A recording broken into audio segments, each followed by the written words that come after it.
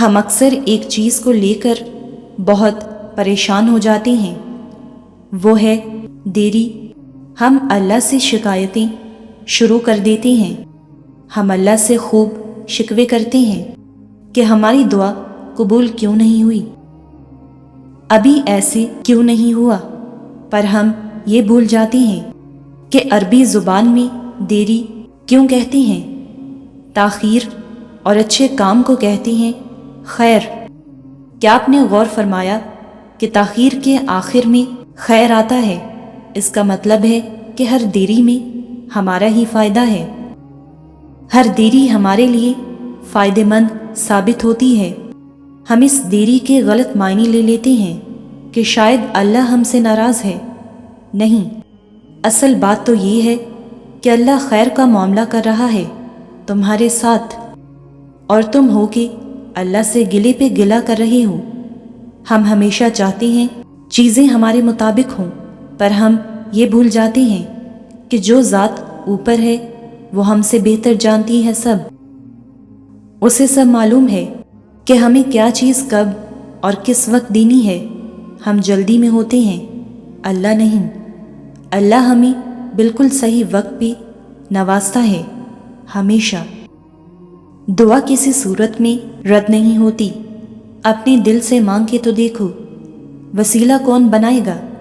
دروازہ کیسے کھلے گا؟ کب ملے گا؟ کیسے ملے گا؟ یہ سب آپ کے سوچنے کے سوال نہیں ہیں۔ جب آپ اللہ سے مانگ رہے ہو، اس کا مطلب تو یہ ہے کہ آپ کو ان سب سوالوں کے بارے میں فکر مند نہیں ہونا چاہیے۔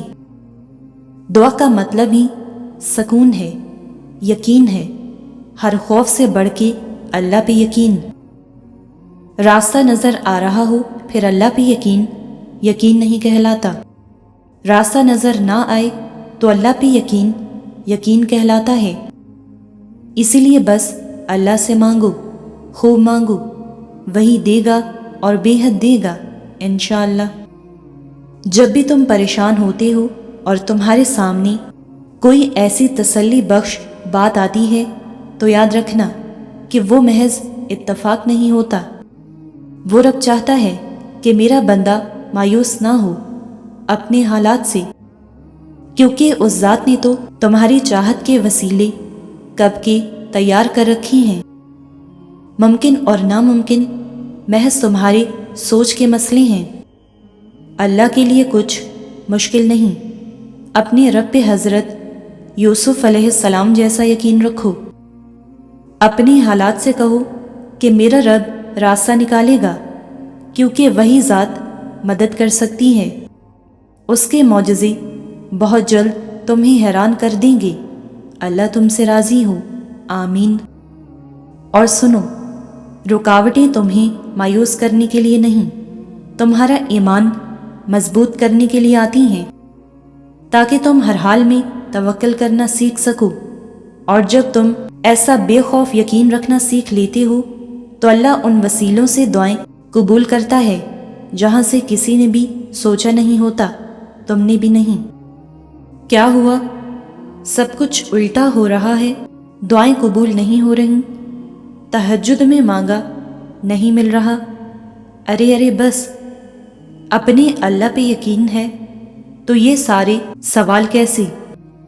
وہ تو صرف دیکھ رہا ہے کہ کیا تمہیں واقعی وہ چیز چاہیے، کیا تم اس چیز کے لیے صبر کر سکتے ہو، کیا اس چیز کے نہ ملنے پر تم اپنے اللہ سے دور ہوتے ہو یا اس سے دوستی بنائے رکھتے ہو۔ اللہ جلد بازی نہیں کرتا، ہم جلد باز ہیں۔ ہر چیز کا وقت مقرر ہوتا ہے، اسی لیے بس اپنے اللہ پہ یقین رکھیں اور دعائیں کرتے رہیں۔